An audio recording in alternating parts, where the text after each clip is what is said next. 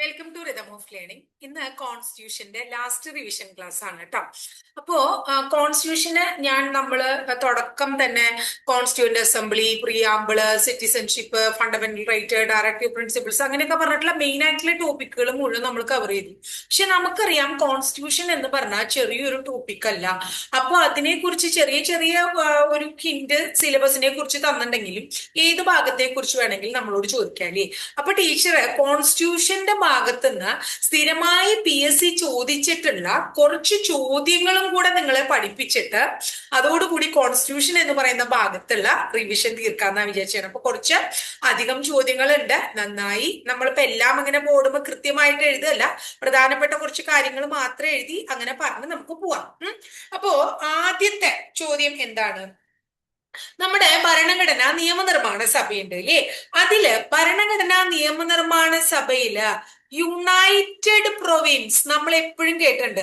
ആ യുണൈറ്റഡ് പ്രൊവിൻസിനെ പ്രതിനിധീകരിച്ച് വന്ന മലയാളി ആര് എന്ന് പരീക്ഷയ്ക്ക് ചോദിച്ചിട്ടുണ്ട്. അദ്ദേഹത്തിന്റെ പേര് ജോൺ മത്തായി എന്നാണ്. ഓർത്തു വയ്ക്കുക, ഭരണഘടനാ നിയമനിർമ്മാണ സഭയിൽ യുണൈറ്റഡ് പ്രൊവിൻസിനെ പ്രതിനിധീകരിച്ച് ഏത് മലയാളിയായിരുന്നു ഉണ്ടായിരുന്നത്? ആരായിരുന്നു ഉണ്ടായിരുന്നത്? ജോൺ മത്തായി ആണ് ഉണ്ടായിരുന്നത്. അടുത്ത ചോദ്യം എന്താണ്? പരിസ്ഥിതിയുമായി ബന്ധപ്പെട്ടിട്ടുള്ളതാണ്. ഈ പരിസ്ഥിതി സംരക്ഷണം എന്ന് പറയുന്ന മേഖലയുമായിട്ട് റിലേറ്റഡ് ആയിട്ട് അതുമായിട്ട് ബന്ധപ്പെട്ട ഭരണഘടനാ അനുച്ഛേദം ഏതാണ്? ആർട്ടിക്കിൾ 48A ആണ്. ആർട്ടിക്കിൾ 48Aയില് പരിസ്ഥിതി സംരക്ഷണം വ്യവസ്ഥ ചെയ്യുന്നു എന്ന് ഓർത്തു വെക്കാം. അപ്പൊ പരിസ്ഥിതി സംരക്ഷണം വ്യവസ്ഥ ചെയ്യുന്നു ആർട്ടിക്കിൾ 48A. അടുത്തത് ഗ്രാമസഭയെ കുറിച്ച് പ്രതിപാദിക്കുന്ന ഭരണഘടനാ അനുച്ഛേദം ഏത് എന്ന് ചോദിക്കാം. അത് 243A ആണ്. ഇതാണ് 243A. ഗ്രാമസഭ 243A ആണ്. അടുത്തത് GSTയുമായി റിലേറ്റഡ് ആയിട്ടുള്ള ഭരണഘടനാ ഭേദഗതി ഏതാണ്? GSTയുമായി ബന്ധപ്പെട്ട ഭരണഘടനാ ഭേദഗതി 101 ഭരണഘടനാ ഭേദഗതിയാണ്. 101. അടുത്ത ചോദ്യം, ആമുഖം. ഭരണഘടനയുടെ ആമുഖം ഭരണഘടനയുടെ ഭാഗമല്ല എന്ന് പ്രതിപാദിച്ച സുപ്രീം കോടതി വിധി ഏതാണ്? 1960 പേറുബാറി കേസാണ്. 1960 പേറുബാറി കേസിൽ പറയുന്നത് എന്താണ്? ആമുഖം ഭരണഘടനയുടെ ഭാഗമല്ല എന്ന് സുപ്രീം കോടതി വിധിക്കുകയുണ്ടായി എന്ന് മനസ്സിലാക്കാം. ഇനി അടുത്തത്, ഭാഷയിലും അർത്ഥത്തിലും 1935 ഗവൺമെന്റ് ഓഫ് ഇന്ത്യ ആക്ടിന്റെ തനി പകർപ്പാണ് ഭരണഘടന എന്ന് ഭരണഘടനയെ വിശേഷിപ്പിച്ച വ്യക്തി ആരാണ്? അദ്ദേഹത്തിന്റെ പേര് N. ശ്രീനിവാസൻ എന്നാണ്. ആരാണ്? N. ശ്രീനിവാസൻ. അദ്ദേഹം പറയാണ് 1935 ഗവൺമെന്റ് ഓഫ് ആക്ടിന്റെ തനി പകർപ്പാണ്. ഭാഷയിലായാലും അർത്ഥത്തിലായാലും എങ്ങനെ നോക്കിയാലും അത് തനി പകർപ്പാണ് എന്ന് പറഞ്ഞേക്കണു. ഇനി ഭരണഘടനയുടെ എത്രാമത്തെ ഷെഡ്യൂളിലാണ്, ഏത് ഷെഡ്യൂളിലാണ് എന്തിനെ കുറിച്ച് പറയുന്നത്? ഭാഷകളെ കുറിച്ച് പറയുന്നത്. 8ാമത്തെ ഷെഡ്യൂളിലാണ് എന്തിനെ കുറിച്ച് പറയണേ? ഭാഷകളെ കുറിച്ച് പറയണേ. അപ്പൊ ഭരണഘടനയിൽ ഭാഷകളെ കുറിച്ച് പറയുന്ന ഷെഡ്യൂൾ ഏത് എന്ന് ചോദിച്ചാൽ എത്രാമത്തെ ഷെഡ്യൂളാ മക്കളെ പറയണ്ടേ? 8ാമത്തെ ഷെഡ്യൂൾ ആണെന്ന് ഓർത്തു വെക്കാം. ക്ലിയർ ആയല്ലോ? അടുത്ത ചോദ്യം നോക്കൂ. ഭരണഘടനാ നിയമനിർമ്മാണ സഭയിൽ യൂണിയൻ പവർ കമ്മിറ്റി, കുറെ അധികം കമ്മിറ്റി ഉണ്ട്, 22ഓളം കമ്മിറ്റി ഉണ്ട് എന്ന് നമ്മൾ പറഞ്ഞിട്ടുണ്ട്. അതിൽ യൂണിയൻ പവർ എന്ന് പറയുന്ന കമ്മിറ്റി ഉണ്ട്. ആ കമ്മിറ്റിയുടെ തലവനായിരുന്ന വ്യക്തി ആര് എന്ന് ചോദിച്ചാൽ ജവഹർലാൽ നെഹ്റു എന്ന് ഉത്തരം പറയണം. ആരാണ്? ജവഹർലാൽ നെഹ്റു ആണ് യൂണിയൻ പവർ കമ്മിറ്റിയുടെ തലവൻ എന്ന് മനസ്സിലാക്കുക. അടുത്ത ചോദ്യം എന്താ ചോദിക്കണേ? ഇന്ത്യയുടെ രാഷ്ട്രീയ ജാതകം എന്ന് വിശേഷിപ്പിക്കുന്ന ഭരണഘടനാ ഭാഗം ഏതാണ്? ഏത് ഭരണഘടനാ ഭാഗത്തെയാണ് രാഷ്ട്രീയ ജാതകം എന്ന് വിശേഷിപ്പിക്കുന്നത്? ഏതിനെയാണ്? ആമുഖത്തെയാണ്. എന്തിനെ വിശേഷിപ്പിച്ചേക്കണ? ആമുഖത്തെയാണ്. ട്ടോ. ഇനി അടുത്ത ചോദ്യം ആമുഖത്തെ കുറിച്ച് തന്നെയാണ്. ആമുഖം ഇതുവരെ എത്ര പ്രാവശ്യം ഭേദഗതി ചെയ്തിട്ടുണ്ട്? ആമുഖത്തിന് എത്ര തവണ ഭേദഗതി വന്നിട്ടുണ്ട് എന്ന് ചോദിച്ചാ ഒരു പ്രാവശ്യേ ഭേദഗതി വരുത്തിയിട്ടുള്ളൂ എന്ന് ഓർത്ത് വെക്കാം.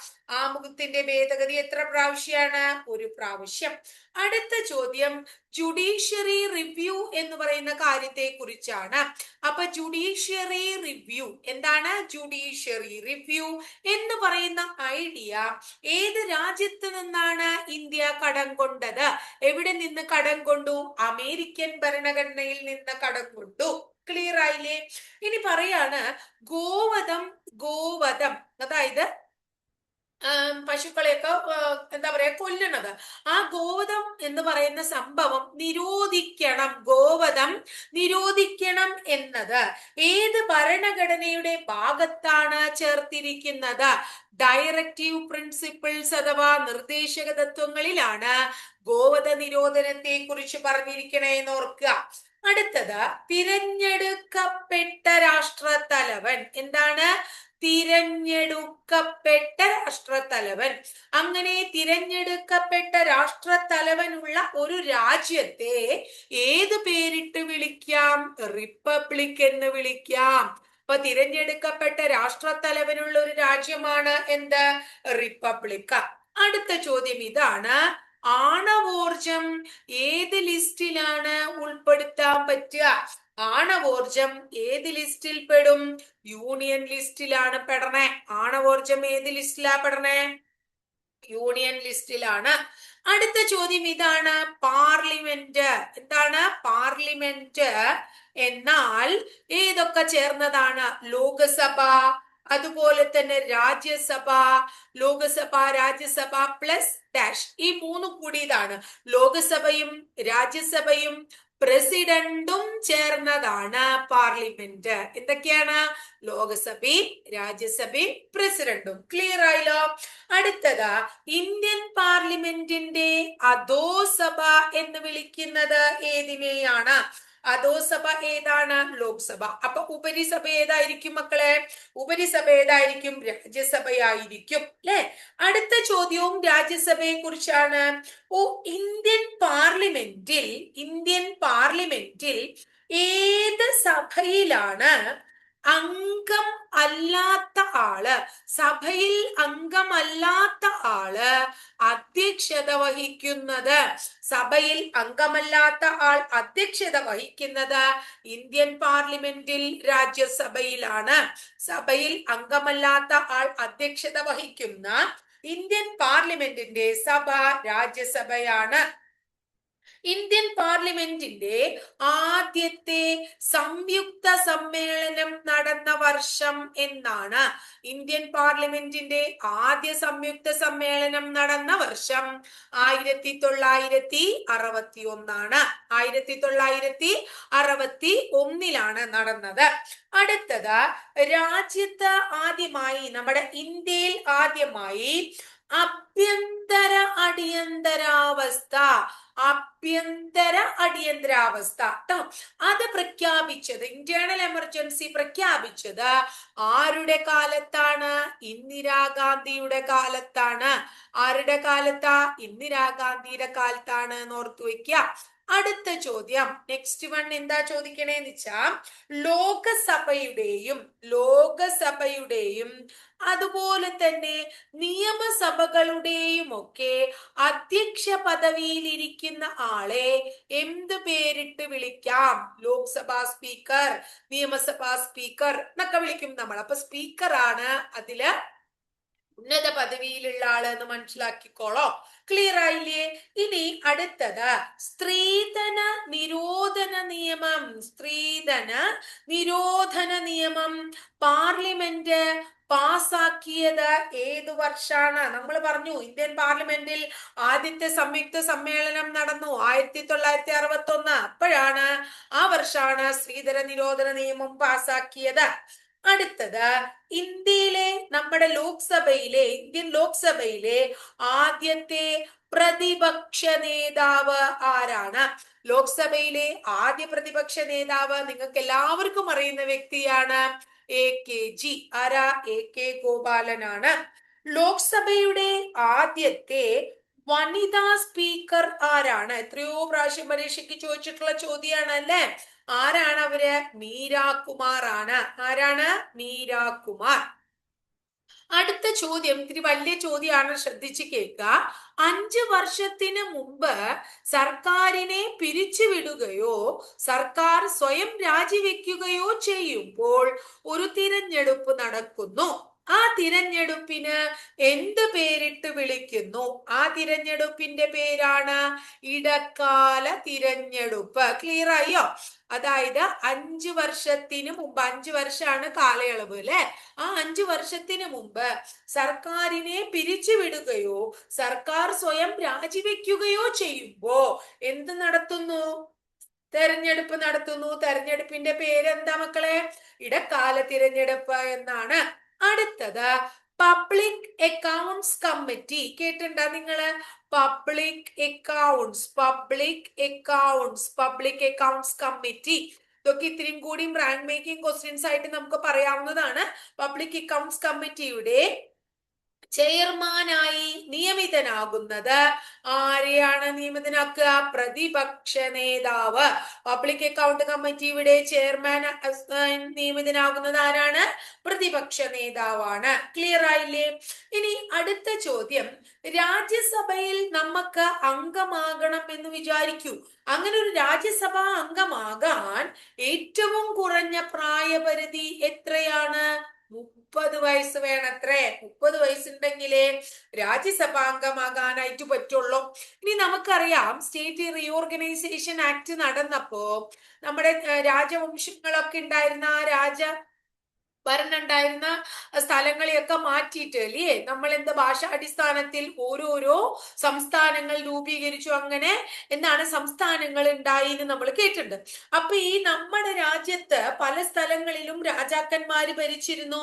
ആ രാജാക്കന്മാർക്ക് നമ്മൾ എന്താണ് ഒരു പെൻഷൻ പോലെ ഒരു സംഭവം കൊടുത്തിരുന്നു. അതിന്റെ പേരാണ് പ്രിവി പേഴ്സ് എന്ന് പറയും. ആ പ്രിവി പേഴ്സ് നിർത്തലാക്കിയത് ഏത് പ്രധാനമന്ത്രിയാണെന്ന് പരീക്ഷയ്ക്ക് ചോദിക്കാറുണ്ട്. അവരുടെ പേര് ഇന്ദിരാഗാന്ധിയാണ്. അപ്പൊ പ്രിവി പേഴ്സിനെ കുറിച്ച് ക്ലിയർ ആയില്ല മക്കളെ? അടുത്തത്, സ്വതന്ത്ര ഇന്ത്യയിൽ ആദ്യമായിട്ട് എന്നാണ് ഇലക്ഷൻ നടന്നതെന്ന് ചോദിച്ചാൽ എന്നാ നിങ്ങൾ പറയണ്ടേ? ഒന്നുകിൽ 1951 എന്ന് കാണാം, അല്ലെങ്കിൽ 1952 എന്ന് കാണാം. കാരണം 51-ൽ തുടങ്ങി 52-ലാണ് ഇലക്ഷൻ തീർന്നേക്കണേന്ന് ഓർത്തു വെക്കുക. 51, 52 കാലയളവിൽ. ഇനി അടുത്ത ചോദ്യം, ആദ്യത്തെ അടിയന്തിരാവസ്ഥ പിൻവലിക്കുന്നത് ആരാണ്? രാഷ്ട്രപതിയാണ്. അങ്ങനെ ആദ്യമായിട്ട് അടിയന്തരാവസ്ഥ പിൻവലിച്ചത് ഏത് രാഷ്ട്രപതിയാണ് എന്ന് ചോദിച്ചാൽ സക്കീർ ഹുസൈൻ ആണ് എന്ന് പറയണം. ആരാണ് പിൻവലിച്ചേ? സക്കീർ ഹുസൈൻ ആണ് പിൻവലിച്ചേ. ഇനി അടുത്തത്, ഇന്ത്യക്ക് ഒരു പ്രസിഡന്റ് ഉണ്ട് അല്ലെ? അദ്ദേഹത്തെ നമ്മൾ പ്രഥമ പൗരൻ എന്ന് വിളിക്കുന്നു. അദ്ദേഹത്തെ ആ പദവിയിൽ നിന്നും നീക്കം ചെയ്യാനുള്ള നടപടിക്രമത്തിന് നമ്മൾ എന്ത് പേരിട്ട് വിളിക്കുന്നു? ആ പേരാണ് ഇംപീച്ച്മെന്റ് എന്നത്. പ്രസിഡന്റിനെ ആ പദവിയിൽ നിന്നും നീക്കാനുള്ള നടപടിക്രമമാണ് എന്ത്? ഇംപീച്ച്മെന്റ് എന്നത്. അടുത്തത്, ഒരു ബില്ല് നമ്മള് സഭകളില് ബില്ല് അവതരിപ്പിക്കും. ആ ബില്ല് എപ്പോഴാണ് നിയമമാകുന്നത് എന്ന് ചോദിച്ചാൽ ബില്ല് നിയമമാകുന്നത് എപ്പോഴാണോ പ്രസിഡന്റ് സൈൻ ചെയ്യുന്നത്, പ്രസിഡന്റ് രാഷ്ട്രപതി ഒപ്പുവെക്കുന്നത്, അപ്പോഴേ ആ ബില്ല് നിയമമാകുള്ളൂ എന്ന് ഓർത്തു വെക്കുക. അടുത്തത്, അഖിലേന്ത്യാ സർവീസിലെ ഉദ്യോഗസ്ഥരെ, അഖിലേന്ത്യാ സർവീസസ് ഉണ്ടല്ലോ മക്കളെ, ആ അഖിലേന്ത്യാ സർവീസിലെ ഉദ്യോഗസ്ഥരെ നിയമിക്കുന്നത് ആര് എന്ന് ചോദിച്ചാൽ അതാരാണ്? പ്രസിഡന്റ് ആണ് അഖിലേന്ത്യാ സർവീസിലുള്ള ഉദ്യോഗസ്ഥരെ നിയമിക്കുന്നത് എന്ന് മനസ്സിലാക്കുക. ഇനി അടുത്തത് ഇന്ത്യൻ പ്രസിഡന്റായി മത്സരിക്കാൻ, നമുക്ക് ഇന്ത്യയുടെ പ്രസിഡന്റ് ആവാൻ മത്സരിക്കണമെങ്കിൽ നമുക്ക് എത്ര പ്രായം വേണം? 35 വയസ്സ് വേണം. അപ്പൊ 35 വയസ്സ് തികഞ്ഞ ആൾക്കാർക്ക് ഇന്ത്യൻ പ്രസിഡന്റ് സ്ഥാനത്തേക്ക് മത്സരിക്കാനായിട്ട് പറ്റുള്ളൂ. അങ്ങനെ വളരെ ഇന്ത്യയുടെ വളരെ സ്ട്രോങ് ആയിട്ടുള്ള ഒരു പ്രസിഡന്റ് ആയിരുന്നു, നമുക്ക് എല്ലാവർക്കും അറിയാം, APJ അബ്ദുൽ കലാം. അദ്ദേഹം ഇന്ത്യയുടെ എത്രാമത്തെ പ്രസിഡന്റ് ആയിരുന്നു? 11ാമത്തെ പ്രസിഡന്റ് ആയിരുന്നു. ഈ നമ്പർ ചോദിച്ചിട്ടുണ്ട് കേട്ടോ. അടുത്ത ചോദ്യം എന്താണ്? നമ്മുടെ ഇന്ത്യയുടെ ചീഫ് ജസ്റ്റിസ് പദവിയിലുള്ള ആള്, നമ്മുടെ സുപ്രീം കോടതി ചീഫ് ജസ്റ്റിസിനെ ആര് നിയമിക്കും എന്ന് ചോദിച്ചാൽ നമ്മൾ പറയണം സുപ്രീം കോടതി ചീഫ് ജസ്റ്റിസിനെ അപ്പോയിന്റ് ചെയ്യുന്നത് ആരാണ്? പ്രസിഡന്റ് ആണ് എന്ന് ഓർത്തോളോ. സുപ്രീം കോടതി ചീഫ് ജസ്റ്റിസിനെ അപ്പോയിന്റ് ചെയ്യുന്നത് ആരാണ് അപ്പോയിന്റ് ചെയ്യുന്നതെന്നാ മനസ്സിലാക്കണ്ടേ? പ്രസിഡന്റ് ആണ് സുപ്രീം കോടതി ചീഫ് ജസ്റ്റിസിനെ അപ്പോയിന്റ് ചെയ്യുന്നത് എന്ന് മനസ്സിലാക്കുക. ഇനി അടുത്ത ചോദ്യത്തിലേക്ക് വരികയാണ്. അതായത് ഭരണഘടനാ പ്രകാരം ഗവർണറുടെ അഭാവത്തിൽ, അതായത് ഒരു സ്റ്റേറ്റിലെ ഗവർണറുടെ അഭാവത്തിൽ ആ ചുമതലകൾ ആര് നിർവഹിക്കും? ഹൈക്കോടതിയിലെ ചീഫ് ജസ്റ്റിസ് നിർവഹിക്കും. ഒരു സ്റ്റേറ്റില് ഒരു ഗവർണറുടെ അഭാവത്തിൽ ഗവർണറുടെ ചുമതല നിർവഹിക്കുന്നത് ഹൈക്കോടതി ചീഫ് ജസ്റ്റിസ് ആണ്. അടുത്തത് കേരളത്തിലെ ആദ്യത്തെ വനിതാ ഗവർണർ ആരാണ്? കേരളത്തിൽ ആദ്യമായി വനിതാ ഗവർണർ പദവിയിൽ വന്നത് ജ്യോതി വെങ്കിടാചലമാണ്. ആരാണ് ജ്യോതി വെങ്കിടാചലം? കേരളത്തിലെ ആദ്യത്തെ വനിതാ ഗവർണർ ജ്യോതി വെങ്കിടാചലമാണ്. ഭരണഘടനയുടെ ഭേദഗതികളെ പറ്റി, ഭരണഘടനയിലെ അമെൻമെന്റ്സിനെ പറ്റി പ്രതിപാദിക്കുന്നത് ഏത് ആർട്ടിക്കിളിലാണ് അല്ലെങ്കിൽ അനുച്ഛേദത്തിലാണ്? ആർട്ടിക്കിൾ 368. അടുത്തത് ഇന്ത്യയുടെ ഭരണഘടനയ്ക്ക് ഏതെങ്കിലും രീതിയിൽ ഭേദഗതി വരുത്തണമെങ്കിൽ അതിനുള്ള അധികാരം ആർക്കാണ്? ഭേദഗതിക്കുള്ള അധികാരം ആർക്കാണ്? പാർലമെന്റിനാണ് ഭരണഘടനാ ഭേദഗതിക്കുള്ള അധികാരം കൊടുത്തിരിക്കുന്നത്. ക്ലിയർ ആയില്ലേ? അടുത്തത് പൊതുധനത്തിന്റെ കാവൽ നായ. പൊതുധനം ഇന്ത്യയുടെ പൊതുധനത്തിന്റെ കാവൽ നായ എന്ന് വിളിക്കുന്നത് ആരെയാണ്? കംട്രോളർ ആൻഡ് ഓഡിറ്റർ ജനറൽ അഥവാ CAGA ആണ്. കംട്രോളർ ആൻഡ് ഓഡിറ്റർ ജനറൽ അഥവാ CAGA പൊതുധനത്തിന്റെ കാവൽ നായ എന്ന് വിളിക്കുന്നു. ഇന്ത്യയിലെ പരമോന്നത നീതിപീഠം ഏതാണ്? ഇന്ത്യയിലെ പരമോന്നത നീതിപീഠത്തിന്റെ പേര് എന്താണ്? സുപ്രീം കോടതി എന്നാണ്. സുപ്രീം കോർട്ടാണ് പരമോന്നത നീതിപീഠം. അടുത്തത് ഏറ്റവും കൂടുതൽ സംസ്ഥാനങ്ങൾ പരിധിയിൽ വരുന്ന, ഏറ്റവും കൂടുതൽ സ്റ്റേറ്റുകള് പരിധിയിൽ വരുന്ന ഹൈക്കോടതി ഏതാണ്? ഗുവാഹത്തി ഹൈക്കോടതിയാണ്. ഏതാണ്? ഗുവാഹത്തി ഹൈക്കോടതിയാണ് എന്ന് ഓർക്കാം. അടുത്തത് നമുക്ക് എല്ലാവർക്കും അറിയുന്ന ചോദ്യമാണ്. ദേശീയ ഗാനം ആലപിക്കാൻ എത്ര സമയം വേണം? 52 സെക്കൻഡ് വേണം അല്ലെ? ഇനി അടുത്ത ചോദ്യം, ക്രിമിനൽ കേസുകളൊക്കെ ഉണ്ടാവില്ലേ മക്കളെ? ആ ക്രിമിനൽ കേസുകൾ കൈകാര്യം ചെയ്യുന്നത് ഏത് കോടതിയാണ്? ക്രിമിനൽ കേസുകൾ കൈകാര്യം ചെയ്യുന്നത് മജിസ്ട്രേറ്റ് കോടതിയാണ്. ഏതാണ്? മജിസ്ട്രേറ്റ് കോടതിയാണ്. ഇനി അടുത്തതും നിങ്ങൾക്കറിയാം, സംസ്ഥാന പുനഃസംഘടന. ഇതൊന്നും നിങ്ങൾക്ക് അറിയില്ല എന്നല്ല കേട്ടോ ടീച്ചർ പറയണേ. ഇത് നമ്മൾ ഏറ്റവും കൂടുതൽ കേട്ടേക്കണതാണ് ഉദ്ദേശിച്ച് പറയണത്. ഇതൊക്കെ എന്റെ മക്കൾക്ക് അറിയാം, കാരണം ഇതൊക്കെ നമ്മൾ മുമ്പ് പഠിച്ചിട്ടുള്ളതാണ്. അപ്പൊ സംസ്ഥാന പുനഃസംഘടനാ കമ്മീഷന്റെ അധ്യക്ഷ പദവിയിലിരിക്കുന്നത് ആരാണ്? ആരായിരുന്നു അധ്യക്ഷ പദവിയിൽ ഉണ്ടായിരുന്ന ആള്? സംസ്ഥാന പുനഃസംഘടനാ കമ്മീഷന്റെ അധ്യക്ഷൻ ഫസൽ അലി, ജസ്റ്റിസ് ഫസൽ അലി. ഇന്ത്യയില് എത്ര ഔദ്യോഗിക ഭാഷകളുണ്ട്? ഇന്ത്യയിലെ ഔദ്യോഗിക ഭാഷകളുടെ എണ്ണം എത്രയാണ്? 22 എത്ര ഭാഷയുണ്ട്? 22. ഇന്ത്യയിൽ എപ്പോഴാണ് സ്ത്രീകൾക്ക് വോട്ടവകാശം ലഭിച്ചത്?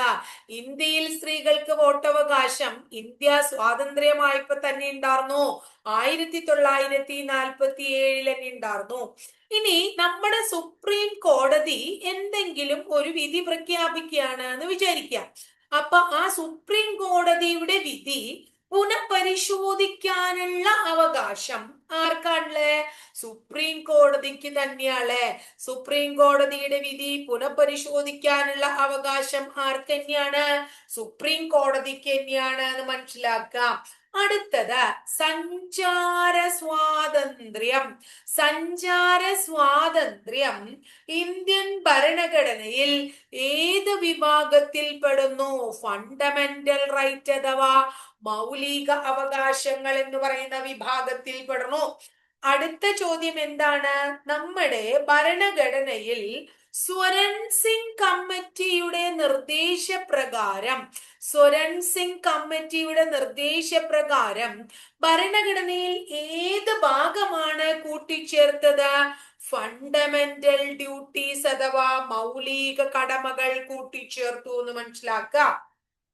അടുത്തത് ഭരണഘടനയുടെ ഹൃദയം അതുപോലെ തന്നെ ആത്മാവ് എന്ന 32ാമത്തെ വകുപ്പിനെ വിശേഷിപ്പിച്ചത് ആരാണ്?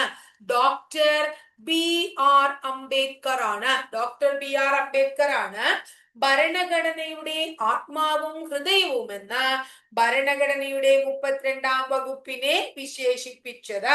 ഇനി അടുത്തത് നമ്മുടെ സ്വത്തവകാശം. ഈ സ്വത്തവകാശത്തെ മൗലിക അവകാശങ്ങളിൽ നിന്ന് നീക്കം ചെയ്ത ഭേദഗതി ഏതാണ്?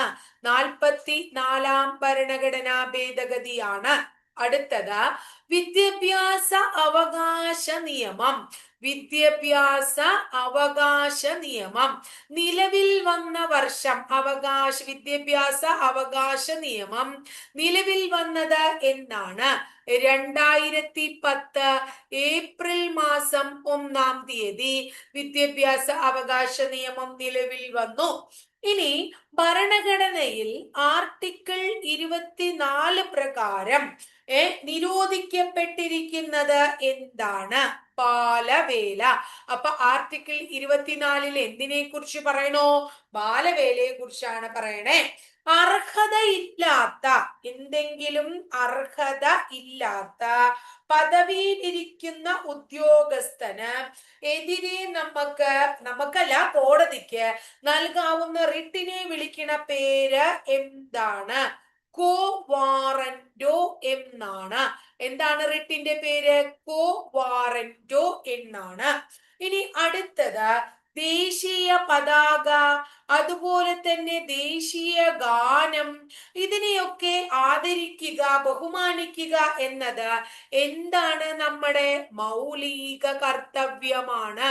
ഒരു ഇന്ത്യൻ പൗരന്റെ മൗലിക കർത്തവ്യത്തിൽ പെടുന്നതാണ്. ഒരാളെ പോലീസ് കസ്റ്റഡിയിൽ എടുത്താൽ എത്ര മണിക്കൂറിനകം കോടതിയിൽ ഹാജരാക്കണം? 24 മണിക്കൂറിനകം കോടതിയിൽ ഹാജരാക്കണം. ഇന്ത്യയിലെ പരമോന്നത സിവിലിയൻ ബഹുമതി ഏതാണ്? ഇന്ത്യയിലെ പരമോന്നത സിവിലിയൻ ബഹുമതിക്ക് വിളിക്കുന്ന പേര് ഭാരതരത്നം എന്നാണ്. ഭാരതരത്നം, പത്മവിഭൂഷൺ, പത്മഭൂഷൺ, പത്മശ്രീ അങ്ങനെയാണ് അതിന്റെ ഒരു ഓർഡർ അല്ലെ. ഇനി അടുത്തത് ആദായ നികുതി വകുപ്പ് അഥവാ ഇൻകം ടാക്സ് ഡിപ്പാർട്ട്മെന്റ് എന്ന് നമുക്ക് പറയാം അല്ലെ. ആ ആദായ നികുതി വകുപ്പ് അഥവാ ഇൻകം ടാക്സ് ഡിപ്പാർട്ട്മെന്റ് നൽകുന്ന തിരിച്ചറിയൽ കാർഡിനെ നമ്മൾ വിളിക്കുന്നത് ഏത് പേരിലാണ്? പാൻ കാർഡ് എന്നാണ് അല്ലെ. എന്താണ്? പാൻ കാർഡ് എന്ന് വിളിക്കുന്നു. ഇനി കുറ്റം ചെയ്യാത്ത ഒരാളെ ജയിലിൽ അടച്ചാൽ ഒരാൾ ഒരു കുറ്റവും ചെയ്തിട്ടില്ല എന്നാ പറയണേ. അങ്ങനെ കുറ്റം ചെയ്യാത്ത വ്യക്തിയെ എന്ത് ചെയ്യാണ്? ആരെങ്കിലും പോലീസുകാര് പ്രശ്നം ഉണ്ടാക്കി ജയിലിലൊക്കെ അടച്ചാൽ നമുക്ക് എന്താ പറയാ, ആ ജയിലിൽ അടച്ച ആൾക്ക് ആരെ സമീപിക്കാനാണ് ഏറ്റവും നല്ലത്? മനുഷ്യാവകാശ കമ്മീഷൻ. അദ്ദേഹം ആരെയാണ് സമീപിക്കേണ്ടത്? അപ്പോ മനുഷ്യാവകാശ കമ്മീഷനെ, അല്ലെ? എല്ലാവർക്കും അറിയാം സാർവദേശീയ മനുഷ്യാവകാശ ദിനം എന്ന് പറയുന്നത് ഡിസംബർ 10 എന്നല്ലേ. ഇനി അടുത്തത്, പഞ്ചായത്തുകളൊക്കെ നമ്മൾ രൂപീകരിക്കുന്നുണ്ട്. ആ പഞ്ചായത്തുകളുടെ രൂപീകരണം എന്ന മാർഗനിർദ്ദേശക തത്വം ഏത് ഭാഗത്തിൽ പെടുന്നു? ഇതൊരു ഗാന്ധിയൻ തത്വമാണ്. അപ്പൊ പഞ്ചായത്ത് മാർഗനിർദ്ദേശക തത്വമാണെന്ന് നമുക്കറിയാം. അപ്പൊ അതെന്താണ്? ഗാന്ധിയൻ തത്വമാണ്, അല്ലെ? ഇനി അടുത്തത്, ഇന്ത്യയില് നമ്മുടെ എന്താ പറയാ, സ്വത്ത് സമ്പാദിക്കാനും സംരക്ഷിക്കാനും മൗലിക അവകാശങ്ങൾ ഉണ്ടായിരുന്നു. എന്നാൽ 1978 ഭരണഘടനാ ഭേദഗതിയെ തുടർന്ന് ഈ അവകാശം നഷ്ടപ്പെട്ടു. ഇത് സെയിം ചോദ്യം തന്നെയാണ് ക്വസ്റ്റ്യൻ പേപ്പറിലെ ക്വസ്റ്റ്യൻ ആകുമ്പോൾ ആവർത്തനം ഉണ്ടാവുമല്ലോ. അങ്ങനെ വന്നാട്ടോ മക്കളെ, നമ്മൾ നേരത്തെ പറഞ്ഞു അല്ലെ. ഏത് ഭേദഗതിയാണെന്ന് ചോദിക്കണം. അപ്പൊ സ്വത്തവകാശം ഭരണഘടനയിലുള്ള മൗലിക അവകാശം അല്ലാണ്ടായി മാറിയത് ഏത് ഭേദഗതിയാണ്? 44. മനസ്സിലാക്കുക, 1978 അപ്പൊ ഇത്രയാണ് അത്യാവശ്യം നമ്മൾ ക്വസ്റ്റ്യൻ പഠിച്ചു അല്ലെ. അതായത് ഇത്രയും ക്വസ്റ്റ്യൻസ് പഠിച്ചൊന്ന് തീർക്കാട്ടോ. ഇതൊക്കെ മുൻ വർഷങ്ങളില് ഇതിനു മുമ്പ് ടീച്ചർ ക്വസ്റ്റ്യൻ പേപ്പറുകൾ ചെയ്തിട്ടുണ്ട്. അപ്പൊ നമ്മൾ വന്നിട്ടുള്ള ക്വസ്റ്റ്യൻസ് പറഞ്ഞിട്ടുണ്ട്. എന്നാലും ടീച്ചർക്ക് കുറച്ചും കൂടി പറയണമെന്ന് തോന്നി. എന്താ പറയാ, കോൺസ്റ്റിറ്റ്യൂഷനുമായിട്ട് ബന്ധപ്പെട്ടിട്ടുള്ള കാര്യങ്ങള്. അപ്പൊ അതുകൊണ്ടാണ് നമ്മൾ ഇന്ന് ഇത് പഠിച്ചത്. ഇനി നാളെ നമ്മൾ എന്താ പഠിക്കാൻ പോണേച്ചാ, നാളത്തെ നമ്മുടെ റിവിഷൻ ഭൂമിശാസ്ത്രപരമായിട്ടുള്ള ഇന്ത്യയുടെ സവിശേഷതകള്, ഇന്ത്യയുടെ ഉപഭൂഖണ്ഡം, ഇന്ത്യൻ കടൽ തീരം, ഭൂപ്രകൃതി വിഭാഗങ്ങൾ എന്നൊക്കെ പറഞ്ഞ് ഇന്ത്യൻ ജോഗ്രഫി മേഖലയിലേക്ക് നമ്മൾ കിടക്കുകയാണ് കേട്ടോ. അപ്പൊ അതിന് വന്നിട്ടുള്ള പ്രധാനപ്പെട്ട ചോദ്യങ്ങളും അല്ലെങ്കിൽ അതൊക്കെ ഒന്ന് റിവൈസ് ചെയ്ത് മുന്നോട്ട് പോക്കോളോ. അപ്പൊ നമുക്ക് അത് നാളെ പഠിക്കാം. ഇത്രയേ ഉള്ളൂ ഇന്നത്തെ ക്ലാസ്സില്. ഭംഗിയായിട്ട് എല്ലാവരും പഠിക്കുക. നമുക്കറിയാം 24-ാം തീയതി കുറച്ചു ദിവസം, ഈ മാസം നമുക്ക് ഒരു 5-6 ദിവസമേ കിട്ടുള്ളൂ. അടുത്ത മാസം പരീക്ഷയാണ്, ജൂലൈ 18-നാണ്. ടീച്ചർ വീണ്ടും വീണ്ടും പറയേണ്ട കാര്യമില്ല. അപ്പൊ ഇനി വിരലിലുണ്ടാവുന്ന ദിവസമുള്ള ഒരു മാസം ഇല്ല നമുക്ക്. അപ്പൊ അതിന്റെ ഗൗരവത്തോടു കൂടി എല്ലാവരും പഠിക്കുക എന്നുള്ളതാണ് ടീച്ചർക്ക് പറയാനുള്ളത്. അപ്പൊ ശരി, അടുത്ത ക്ലാസ്സിൽ നമുക്ക് കാണാം കേട്ടോ.